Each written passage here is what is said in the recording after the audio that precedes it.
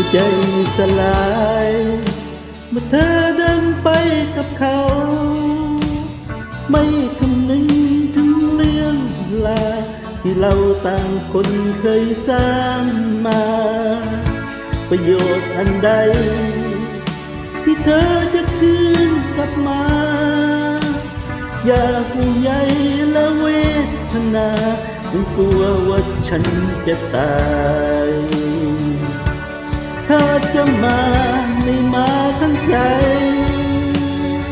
ก็กลับไปเสียดีกว่าถึงทางค้างคาเอามาให้ใครไม่รักไม่ว่าแต่อย่าสงสารไม่เคยต้องการคนมาเห็นใจ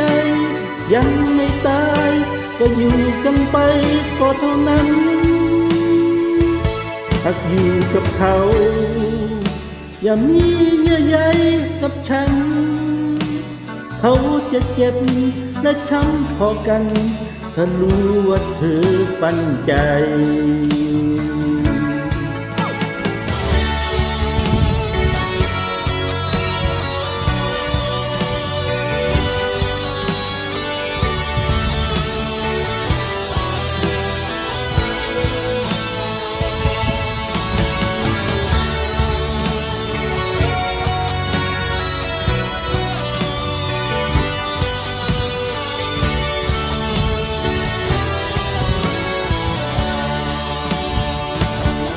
เธอจะมาไม่มาทั้งใจก็กลับไปเสียดีกว่าคืนกลางค้างคาเอามาให้ใครไม่รักไม่ว่าแต่อย่าสงสารไม่เคยต้องการคุณมายิ้มใจยังไม่ตายก็อยู่กันไปก็เท่านั้นหากอยู่กับเขาอย่ามีเยื่อใยกับฉันอยากให้เธอ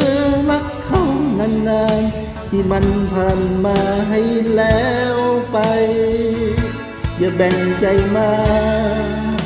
จะรักเขาแล้วจงคงมันเขาจะเจ็บและช้ำพอกันถ้ารู้ว่าเธอปันใจแสนจะเจ็บและช้ำไปนานเมื่อรู้